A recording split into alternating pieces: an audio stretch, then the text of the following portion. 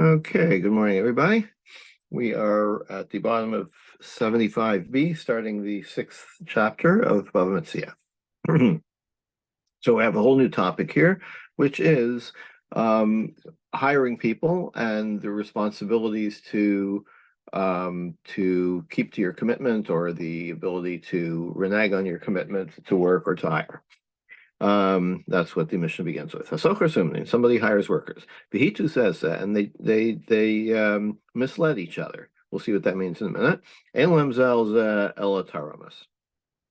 Um, they can complain about each other, like they can complain about their situation, but they have no recourse financially. Um, so, for example, you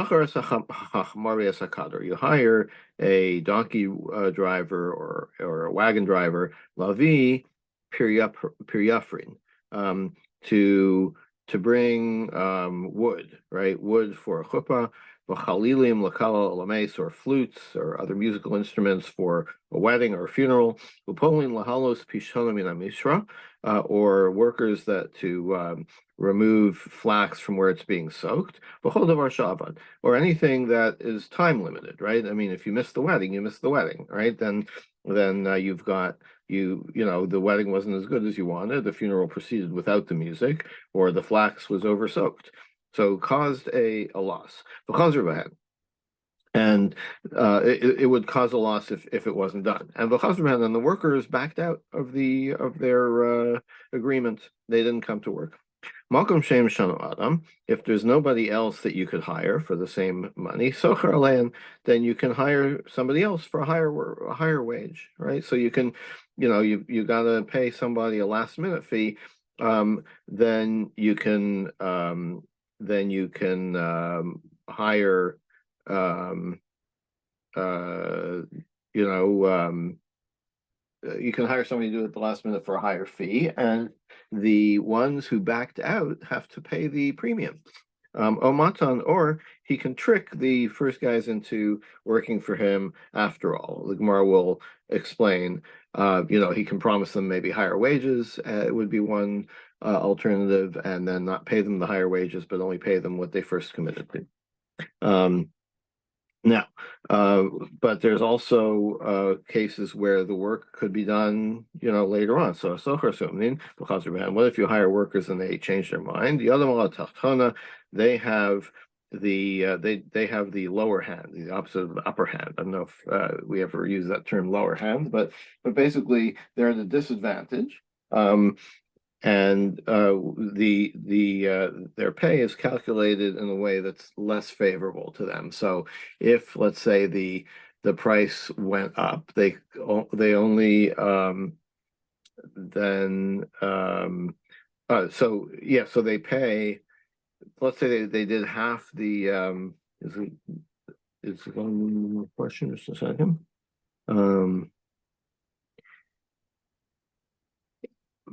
Hmm.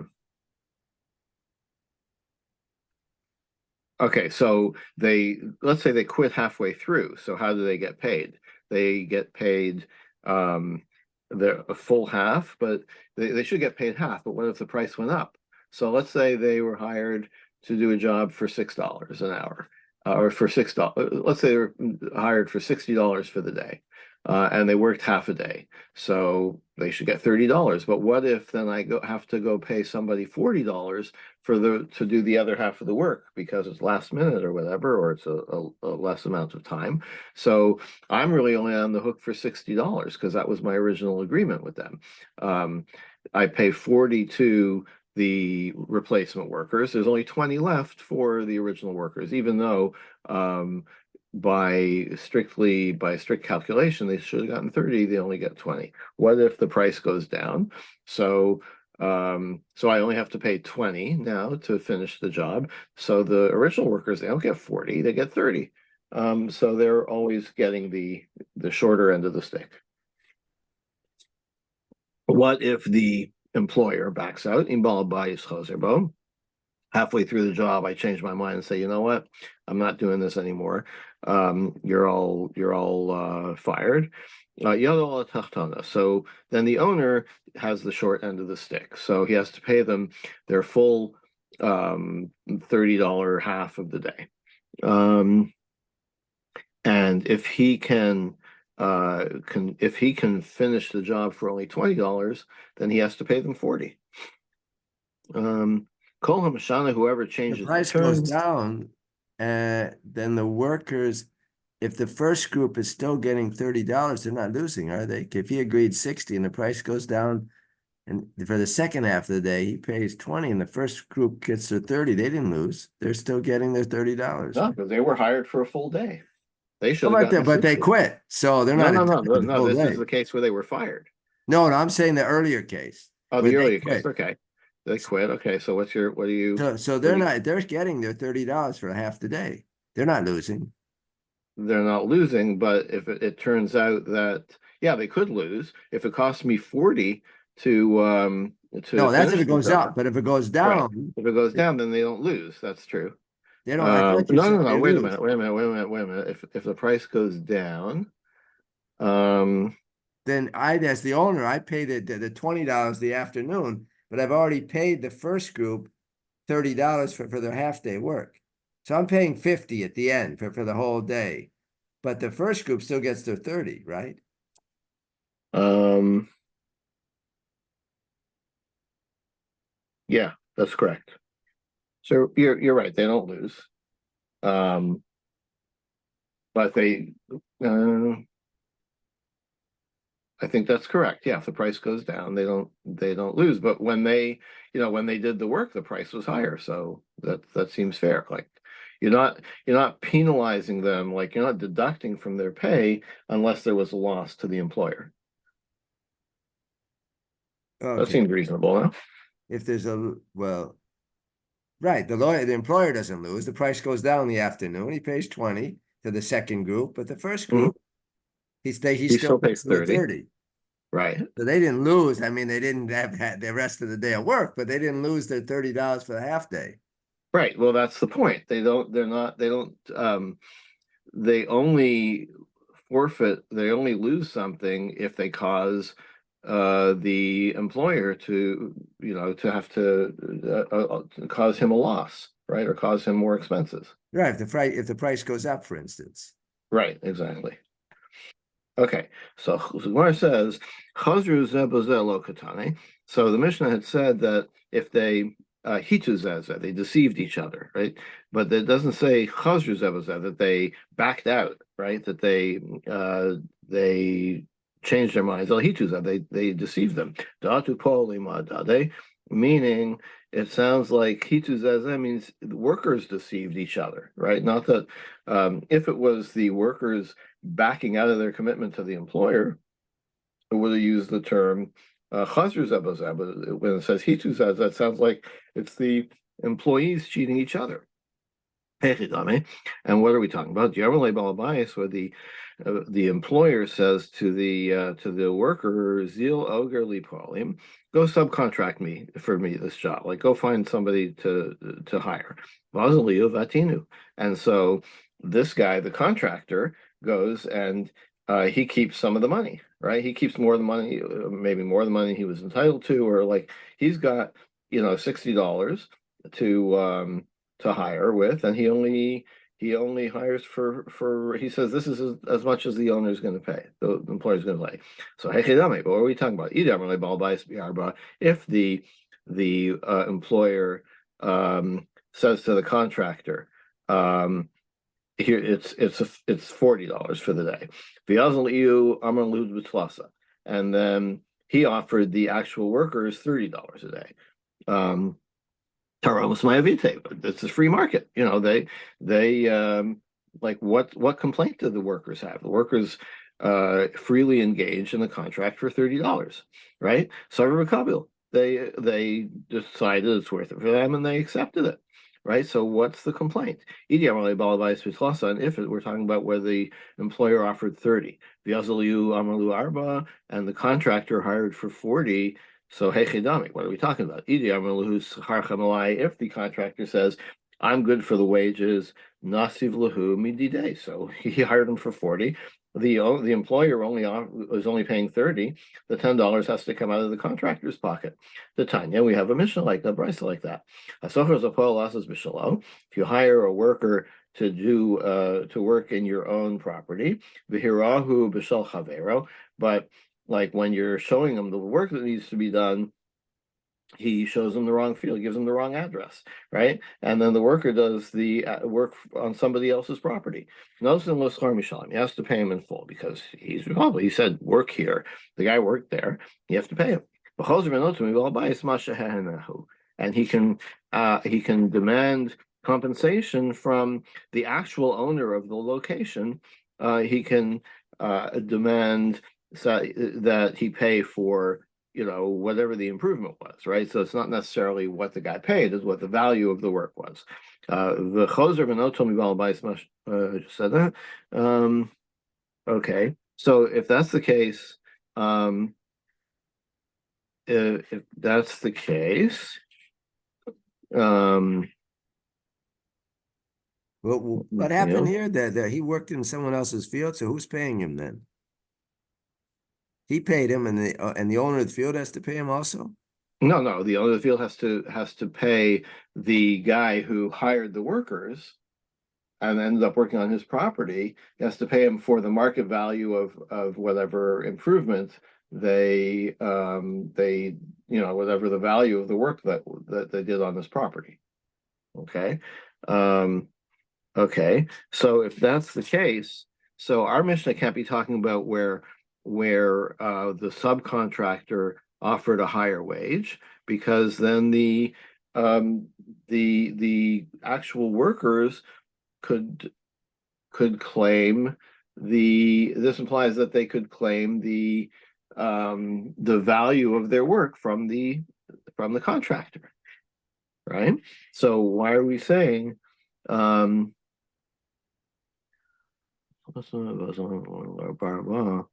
did he have permission to go and work someone else's field?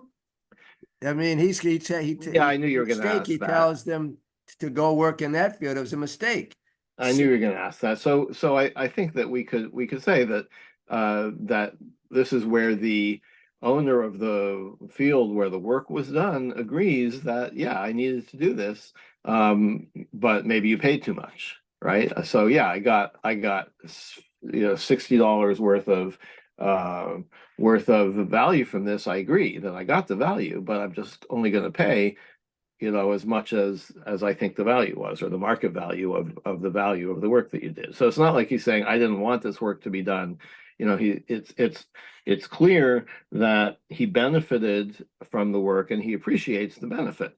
But the question is, how much is that worth? So we'll go with the market value, not whatever was actually paid. If he says, I didn't want this work done, you messed up, whatever, I wasn't going to do it anyway, I suppose that he would have a claim saying, I'm not paying for any of this. That seems reasonable. Anyway, so the Gemara resolves this. So we're talking about where the contractor says he's not taking personal responsibility for the wages. He's saying, this employer is going to pay you, right? Then in that case, they claim their wages from the employer. And if the employer never says he was going to pay extra, they can't pay it from him. So they only have a complaint, but they don't have a monetary claim. So Gemara says, let's see how the marketplace works. How do other workers, how they get hired? If the market rate is $40, right, then they can claim that. And if the rate is $30, then they can't claim for any. If the rate is only $30, then of course they don't have a claim. So Gemara says, it depends. Some people will actually do the work for 40, and some will do it only for 40, and some will do it for 30. So there's no standard rate. You have to find somebody who's willing to do it at the rate that you want. So if you hire somebody for 40, they can say, "You love but we don't hire ourselves out for $30. We only hire ourselves out for $40. If not for the fact that you promised 40, we want to find somebody else to pay us 40, right? So we're really out the extra $10. We buy same, or you could say, we're talking about a co-op, right? Where it's the workers are also the owners, right? Ilav Lambiarba Havazila ban Milsa li Tagure. You said sorry, it's not a co-op, I'm sorry. It's workers who could have worked on their own field, right? So, they consider the value of their labor on their own field to be $30 a day, right? Somebody offers them 40, they're going to go work on somebody else's field and leave their own field for another time. But then if he says now you're only getting 30, right? Then they have a claim, right? They have a claim to say that we wouldn't have hired ourselves out to you for 30. For 30, we would have worked on our own fields. And that's why they have a claim. You buy same, or you could answer the Elam polling list. We're talking about regular workers, right? Not people who also own their own, have their own place where they could work. Because they could say to the contractor, Kevin Amrat Lambiarba, since you told us you promised us 40, Tarchina Vavdinan La Avidta Shapirta. We did like a better work, like we know we're getting good wages, so we're gonna work more assiduously, right? We're going to do a better job for you, right? So we worked hard, right? We worked so hard that because we knew we were getting $40. Now you only want to pay us $30. Like we already gave you better work. We gave you $40 worth. So, therefore we have a claim. So the Gemara says, well, that's something that you can check, right? Like see how much work they got done, right? Like if you could that's measurable, right? They can't just say, oh, we worked harder. Show me what you did, right? Were you more productive? Then you have a claim. But if not. So Martha's Rivka, we're talking about ditch diggers, right? People who are digging ditches. So you can see so you can't see how well they did, how much they dug, or the quality of their work. So Martha says, why? Rivka Nami Mendiada, you can measure that. My answer is the Mali Maya Valayadia. Then it rained, right? And then now you can't see because the ditches are full of water and you can't see how deep they are, right? If you can't see how deep they are, you don't know the quality of the work they did or how productive they were. Okay. Ibai Sema. Or you could say Liolam Diamalai Balabayas Biarba. Actually, this is what we put aside before, but now we're saying actually it's the employer that said he's going to pay 40. And the contractor only offered 30. With the Kamrat Savar couple, you said, well, they agreed to work for 30. So like what claim do they have? Because we could say they can complain against the contractor. Leislach al timno tov mi balav. Don't you believe in this passage that don't deny good from one who owns it? Like you're withholding information, right? The contractor, by not revealing that he actually has a budget of 40 and he's only offering them 30, he's cheating them in a way. He's withholding information. They're not offering their service in a transparent market, right? They're being exploited because they don't have full knowledge of the situation, and so therefore they do have a claim, which is an interesting way of looking at it. Okay, now pshita, it's obvious. If the employer offers 30, but in that case, the kablan, he's willing, for whatever reason, willing to forego. Granted, he has a budget, but he doesn't tell them that. So why is it their problem? He said, my budget is 40, but I'm not telling you. I'm going to pay you only 30. For whatever reason, he's willing to assume that loss. I don't know why. No, he's not assuming loss. He's keeping the profit. Oh, I have a budget of 40 and I'm paying you 30 means I keep the 10. Oh, so he's already getting paid from someone else somehow, and he's hiring the workers. Oh, so that way he's cheating. Right. Or you know what? I think you don't even have to say that he keeps the 10. Maybe the employer benefits, and instead of his budgeted 40, he only pays 30.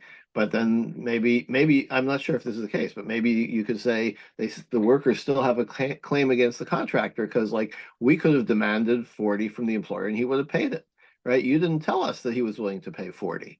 Oh, So that therefore it's on you that we're out $10. That's possible. the first way you said, I thought he was cheating him. He got his whatever it is, someone's paying him for it, and he keeps the other 10. Then he's cheating Yeah, him. that's what I initially assumed, but I think what you're pointing out is correct. It's not even necessarily that's the case. It could be that the contractor is not profiting, but he's not being transparent with the workers that they could have had that there was more in the budget for them, that the employer would have been willing to offer them 40, and they accepted 30 because they didn't know this. That's I think you're correct. I think that's the way. Oh, so that he's not. So in a sense, well, he's assuming a lot. I So mean, the worker's not getting paid as much as they could have. right. So I'm not sure he's pocketing the difference. He's just willing to. Right, I agree with you. I agree with you. It's not necessarily the case. Yeah, that's how I thought it was originally, but I think you're right. It's not necessarily that he's pocketing the difference. It's just that the workers could have done better than they did if they had better knowledge of the market. Mhm. Okay. So Pshita Yamrle Balabais Pitlasa. It's obvious that if the employer told the contractor that he's got a budget of $30, and the guy goes and hires workers for $40, right? The Amrle Kamosha Balabais, but and the workers say, yeah, we accept the terms of the employer, right? Datayu Iluya. Like they don't know that the employer only offered 30. The contractor told them he's offering 40. So that's their intention, right? That they're hiring themselves out for 40. Um, but what the reverse when the employer offers 40, the and the contractor offers only 30. And then they say, yeah, sure, we agree to what the employer is offering. Um, what's the story? Um, do they do we do we think that they're agreeing to what they were told, or they're agreeing to whatever the owner is willing to pay? So what they were told was 30. But if they say we'll accept what the employer is offering, and really the employer was offering 40, is that what they're was that what they're accepting? In other words, are they relying on the contractor to be truthful? They're saying that, yes, we accept what you're presenting as the employer's offer. Or Odilma Adibur Kasamche. They're like, you know what? This offer seems low. There's probably more money on the table, and they're saying we accept the job on the terms offered by the employer, and they mean really the 40, the higher terms that the employer actually offered. But Tashma, it seems here that the employer told the contract the kablan that he would pay them 40, but the workers didn't know that. And the kablan went and talked to him and said, I'm going to give you 30. right, In that right. case, So if they maybe he say did pocket the difference because the employer says, yeah, I'm because giving you that's yeah, 40 to these people, and I'm paying you up front. And he goes and tells the workers 30, and they don't even realize what their deal was between the Balabayit and the Kamblan, and he's pocketing the difference. look, you could read it either way. I mean, you could read it either way. It's not specific. The question is, how much are they entitled to? We're not even dealing with the relationship between the employer and the contractor. That's a whole separate, I think that's a separate issue. And I don't know if the Gemara is going to get to that. Like, what if, what if, if I, as the contractor, tell you that I paid 40, but really I only paid 30 and I pocket the difference. Is that legal? Doesn't sound like it, unless that was the terms. Unless I say, look, I have a budget of 40, you go hire who you can hire and you keep and this is the budget, you keep the rest. So that's a common business practice, right? When it comes to contracting.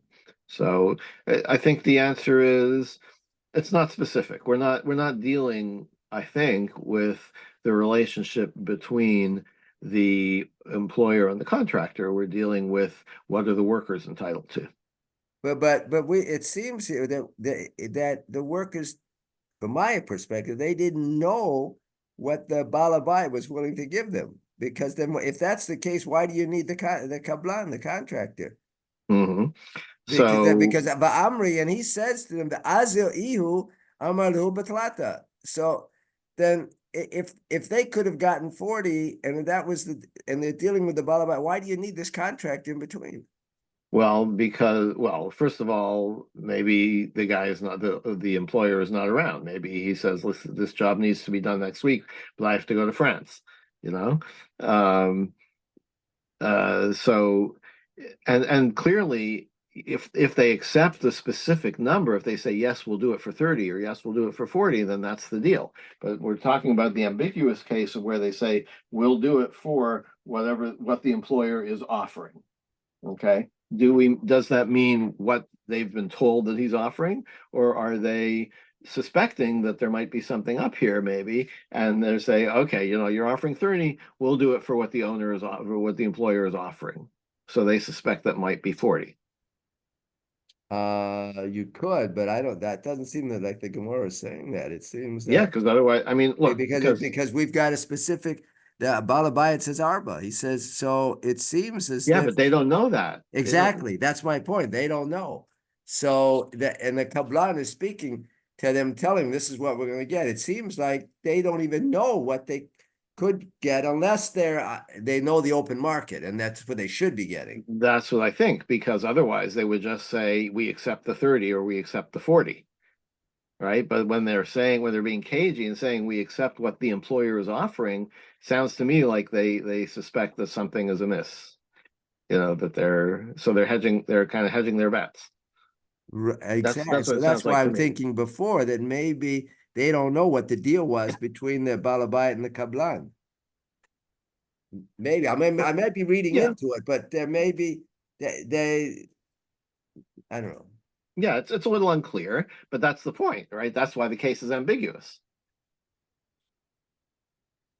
In many ways. Yeah. Okay. All right. So Tashma. So now we're going to try and bring a proof from a different area.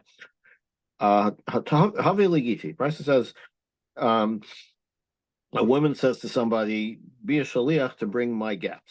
V'ishtecha amra hiskabel legiti.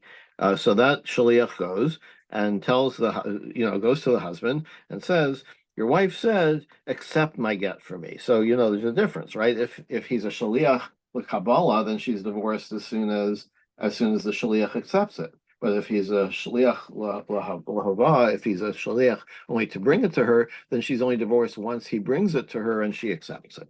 B'hu omer helach kamasham, and the husband says, "Okay, here's your get.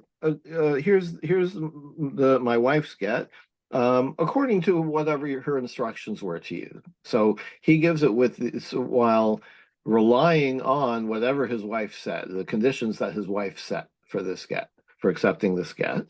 So you can see where there's a similarity here, right? Like he doesn't have perfect knowledge of what his wife instructed the shliach. He only has the shliach's word, what the shliach tells him, right? It's very similar to our case. So what's the ruling in the case of the get? Amar Rav Nachman, Amar Rabba Amar Rav. Rav Nachman says, "Afilu higia get liyada ena megareshes."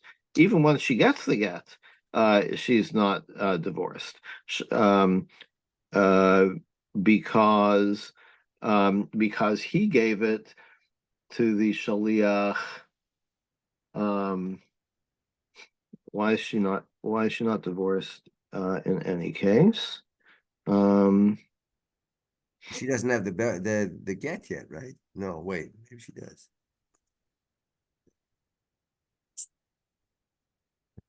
So he's not a shliach for either of them, because he's not a shliach for the woman because he misreported her intention, and he doesn't appoint the guy as a shliach for himself because he's under the impression that it's a different kind of shliach, right? So the bringing of the get is not instructed by either party.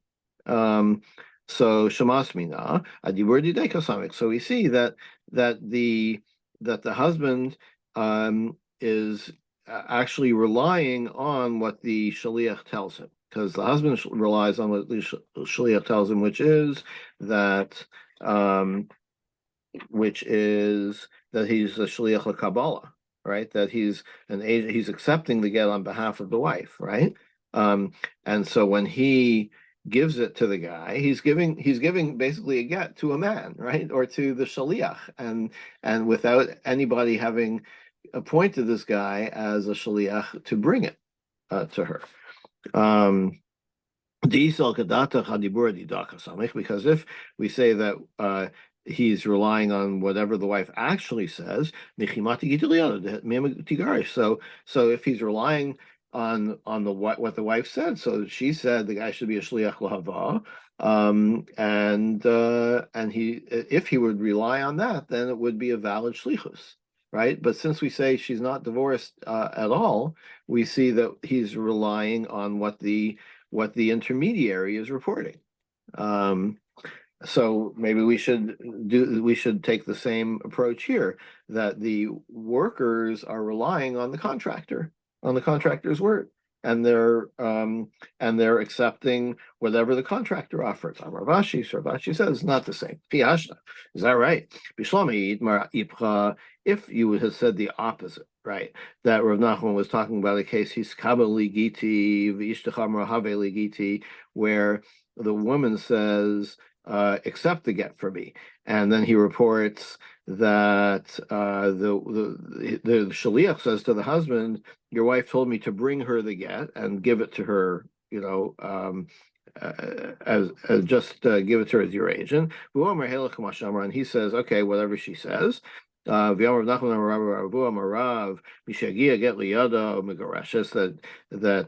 he says either way she's divorced.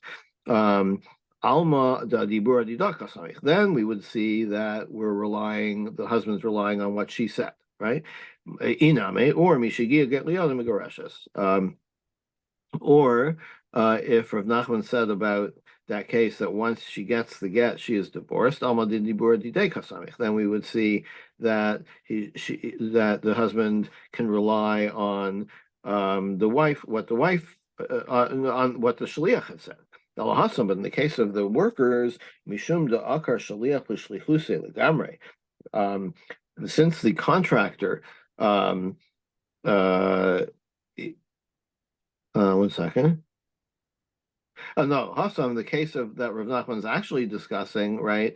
Mishum dakar shliach l'shlichus gamri, just because the shliach, nullified his own shlichus. Diamar le shliach l'kabbalah havina, because he misreported the nature of his shlichus. He says, I'm not a shliach l'hava, I'm a shliach l'kabbalah, l'holacha l'havina. I'm not agreeing to be an agent to bring it to her. So Rav Nachman, what Rav Nachman is saying is a different case, right? There's a different factor here, which is that the shaliach is he's messed up his own agency, right, by misreporting it. Okay, but in the case of the contractor, everybody is clear on who's an agent of who, and what they're being hired to do. So what happens with the get again? Because it seems like we have a couple opinions there. Rav Nachman. Well, no, about Rav Nachman. In the case that the Mishnah presented, that the Brisa presented about Rav Nachman, so Rav Nachman clearly says that the get does not take effect. Why not? So you could say because the shaliach didn't follow his instructions, didn't follow the wife's instructions. The husband never instructed him to be a shaliach, so there's no shlichus, right? He actively messed up his shlichus. In the case of the contractor is clearly hiring workers on behalf of the employer. The question is the rate, and who do we believe about the rate? But you can't apply the get situation of Rav Nachman, because there he's completely undermining his role by misreporting it. Well, was he a shaliach or not? He received the Yeah, gift. No, but he is presenting himself as a different kind of shaliach than he actually is. So if I say you made me a shaliach for something different than you actually told me, you never told me that, so I'm not your shaliach. Here's look at it this way. If you made me a shaliach to go, I'm going to Israel, and you say, here's money, here's $10 for shliach mitzvah money, right? Fine. But if you say, here's $10, give it to Kupas Ramban in Jerusalem, right? And I go and I give it to my local shul in Ranana. Was that your shlichus? No, you told me to do something specific, and I said, I claim that you're asking me to do something different. You never asked me to give it to my shul in Ranana, so that's not valid. No. So Right. So it's the same with if a woman makes me a shaliach to bring her a get, right? And I represent myself as I'm a shaliach for her to accept her get on her behalf. She never said that. I made that up out of whole cloth. So it has no validity. right. So he shouldn't have accepted it. He has to bring it to her, and she Right. never. So if he misreports that and the husband acts based on that misrepresentation, so in other words, oh, the husband says, so you mean I don't have to make you a shaliach, I can just give you the get, right? But that's not the case, right? So the husband never appointed her as a shaliach. The wife never appointed him as the shaliach that of the shlichus that he represented. So there was no get. Whereas in the case of the contracting, you know, everybody agrees that you're hiring these workers for the employer. It's just a question of what who said what about the rate. Right. So it's not a good analogy. Okay. So back to the Mishnah, we said that if the workers deceived each other, then they have a complaint against each other, but not a monetary claim. And we said that yeah, so the Gemara wanted to say that it's talking because of the lashon of hitu and not chazru, that we're talking about workers cheating each other or misleading each other. So now the Gemara is not so sure about that. By Sema, you could also say, Haitana Chazru Name Hitu Karile. Don't be so specific about the language, right? When it says they deceived each other, it could be talking about the employer and the worker. Your assertion that deceived that term would only apply to the workers, not the case. Um, um, and the Gemara is going to prove that from this brisa, that the word hitu could be between like the employer and the worker. Titania, here's the brisa. Hitu is balabais, right? So right away you see the workers are deceiving the balabais. Oh, balabais hita asan, osan, or the employer misleads them, right? So right away you can see where we're going with this, right? Clearly the word hita can refer to a dispute or a misleading between the employer and the worker. And let's see what the rest of the brisa says. Elam zelzel taromas, they only can complain. But medvarim amurim, when is that the case? Shlo halchu, when they hadn't arrived yet at the work site. Aval halchu chamarim v'lo matzu tvua, but they said you hired donkey drivers to go and pick something up, and they get there and there's nothing to pick up, right? So they already started their work by traveling to the location. Or you hired workers for a field to harvest the field, and they get there and it turns out it's wet, the produce is wet and they can't harvest it yet. No, you have to pay them because they went to start the job, and it's not their fault they couldn't finish the job, it's your fault. But you have to calculate. It doesn't. It's they didn't have to work as hard, right? So the donkey drivers, they went out to the field. They went out to the pickup location, and they found nothing. They had to come back, right? So eno doma habaton labarekan. If traveling back was easier than traveling with the load that they were supposed to pick up, right? So they didn't have to work quite as hard as they planned. And Osam Malacha Liyoshev Batel, like somebody who's if you're actually working, it's not the same as being inactive. Like you only get paid for your time, but not for your effort if you didn't have to actually put in the effort. Now, b'medvar memorim, and when does this apply? Shloischilu b'mlacha, when they hadn't yet started. Yeah, that's for day workers. And what about for jobbers, for people who are hired by the job? That's only if they didn't start the work. But if they started the work and then the contract was canceled, they have to be paid for what they worked. Kate said, how is that specifically? Kiblu kama liksar b'shnei slaim. The deal was you're gonna harvest grain. You're gonna harvest this field for 2 sela.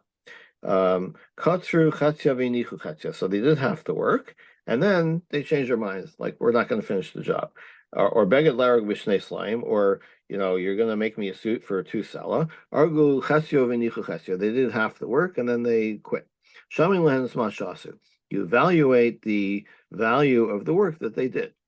So they get half, basically. Hayaf ashisha dinarim, but then the price goes up.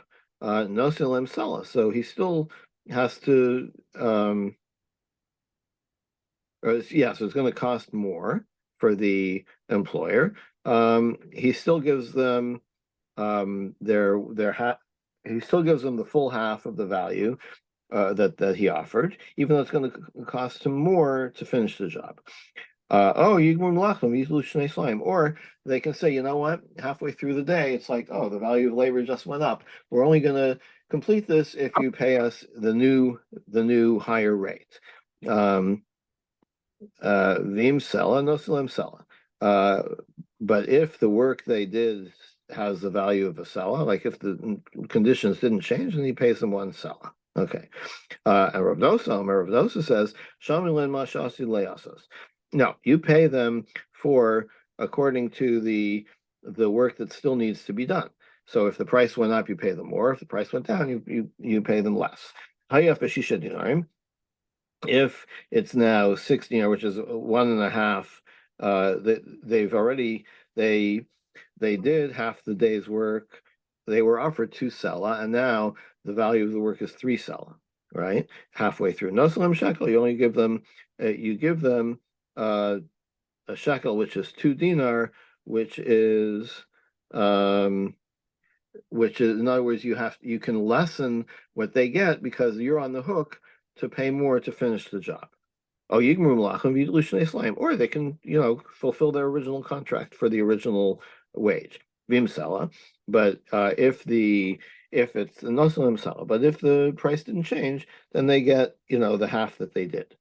But if the price goes up in the middle of the day, he has to pay them more. End of our self. I mean, the price could, if it's an open market, price could change 6 times during the day. There's no end to what, or not only how can you keep a contract with people?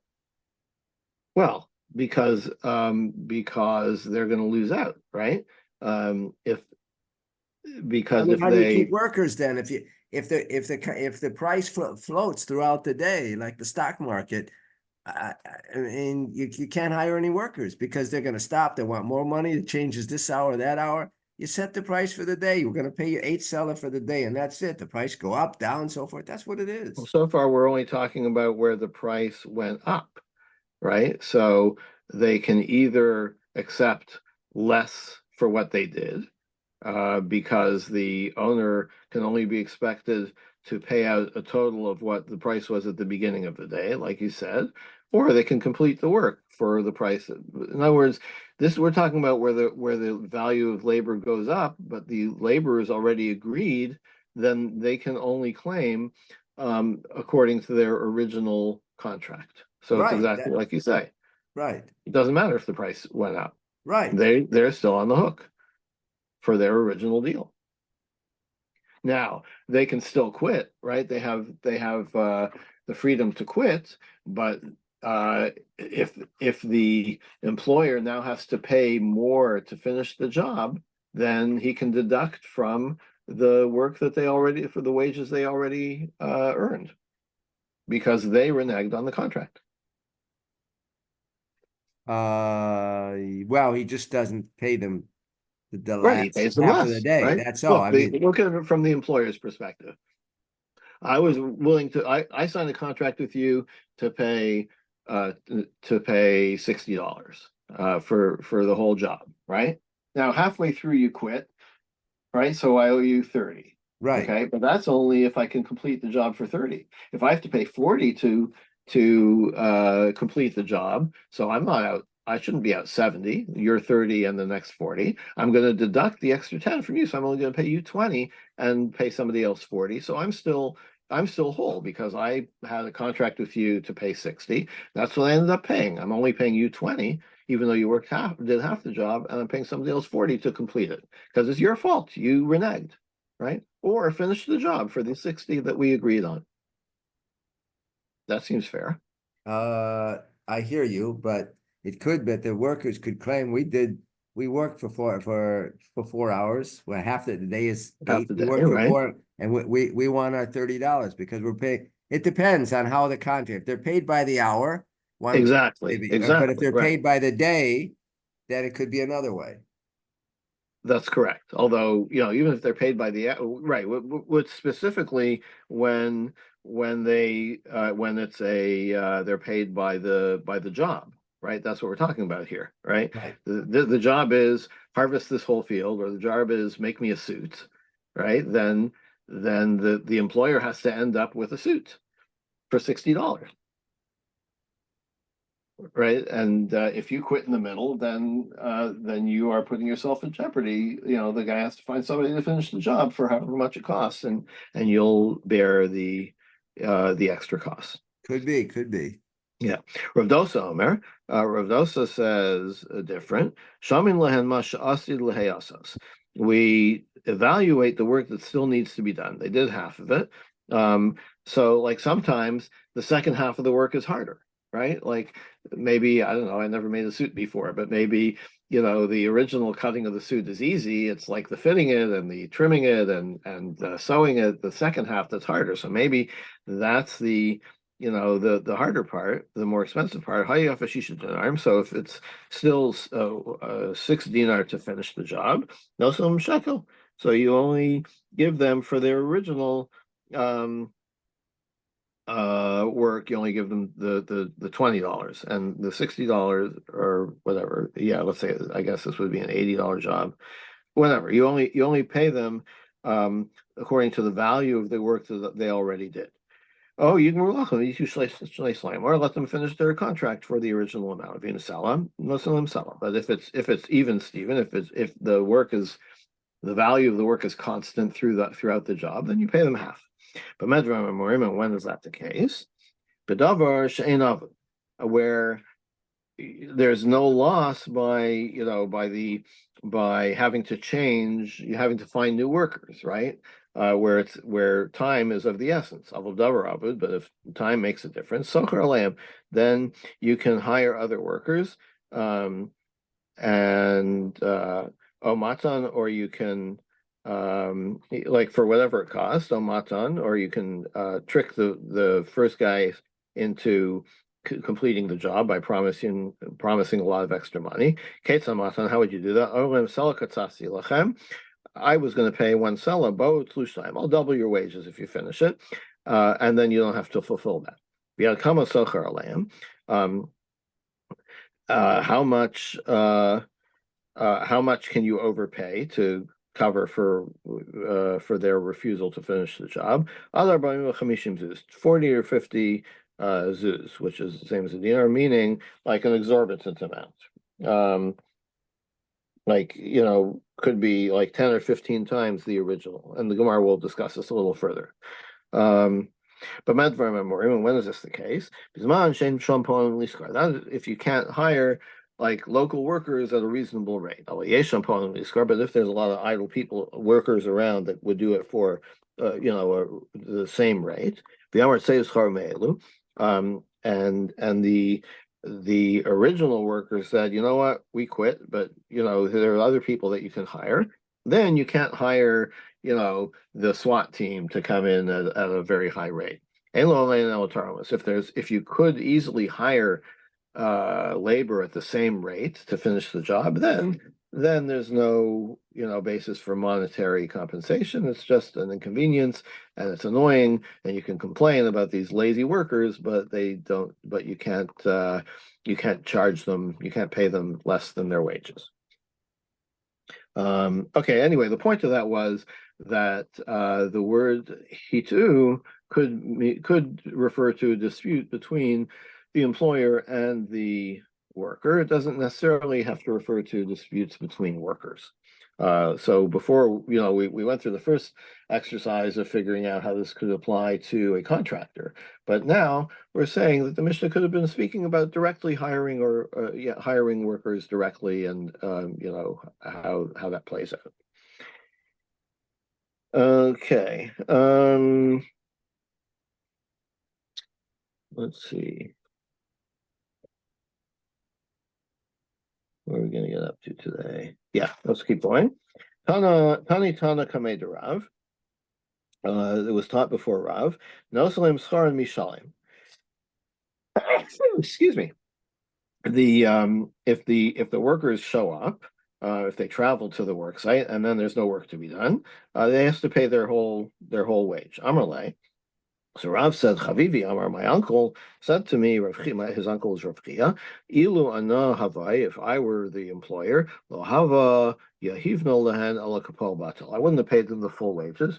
I would have paid them the what you would have to pay someone to be idle for the day, right? So as we said before, it's the wage for somebody to actually put in effort is different than the wage for just for their time. So why are you saying that that the employer has to pay the full wage even though they didn't actually have to do the work? Sure, he has to pay them for the time that they spent by traveling out there and not having any work to do, but not for the effort of the actual work. But the Brisa says, the Brisa gave its own reasoning, right? That there is reasoning to say that you pay only for the time and not for the effort. So why is Rav so surprised at this? Because when they were reporting, when the Tana was telling this to Rav, he hadn't gotten to that part yet. He hadn't gotten to the justification, and Rav didn't figure it out for himself until he heard in the Brisa that there's a difference between the full wages, including effort, and the wages for time only. Or some say that they did read the whole Brisa to him. And this is what Rav was saying. Chavivi Amar, my uncle said, if I were there, lo klal, I wouldn't have paid them at all. Amrat kapol batel, like he's going the other way. He's saying that, look, you hire these people to do the work, but there was no work, so don't pay them anything, right? Elakashahach, but the Brisa, like, that doesn't make sense. Like, why would Rav Chia go against this Brisa? Why is Rav saying that Rav Chia would not rule like this Brisa? It's not presented as something that there's a machlokas about. Lokash more says it's not a problem. What Rav Chia was talking about was where they looked at the job site the night before. And they agreed on the job, and then they come back in the morning to do the work, and they're like, you know what? There's no work here to be done. Like, the conditions aren't amenable to us doing the job. But they saw it the night before. They should have said something then. It's on them if they went out to do the work and then decided, oh, you know what? We can't do this job. But the Brisa, the Losaira la'arei miurta, they didn't see it before. They took the employer's word for it. The employer says, I have a job for you. They're like, great. They get to the job site and there's no job for them. So that's on the employer. And that's what the Brisa was talking about. But Rav Chi was talking about a different case where they knew the conditions and they accepted the work. And then they said, you know what? The conditions aren't good after all. for us. Kihodi Amar Rava, similar to what Rava said. Haiman da Agar Agire L'Rivka, if you hire somebody to dig ditches, Va'asa Mitro Malyamaya, and then it rained, and now they can't dig, right? It's not good working conditions. Isairala Arimi Urta, if they had inspected the land and they saw that it was, that it was wet and muddy, right? Then Psita Depolim, then it's their problem. Losalu Arimi Urta, but if they didn't have a chance to inspect the land before, say to the ball bias, then it's the responsibility is on the employer, and he pays them like an idle worker. And I know what you're going to say. What if it rained that night? I think it's clear we're not talking about if it rained overnight, right? We're talking about if there was no more rain. The conditions were the same, presumably, as they were the night before. So if the workers inspected it and agreed to do it, then turns out that they said, no, we can't do it because of the conditions, that's on them. So then they don't get paid then. Then they don't get paid, right? Okay, and that is where we will stop for today. Okay, very good. Have a good day, everybody. Okay, good day.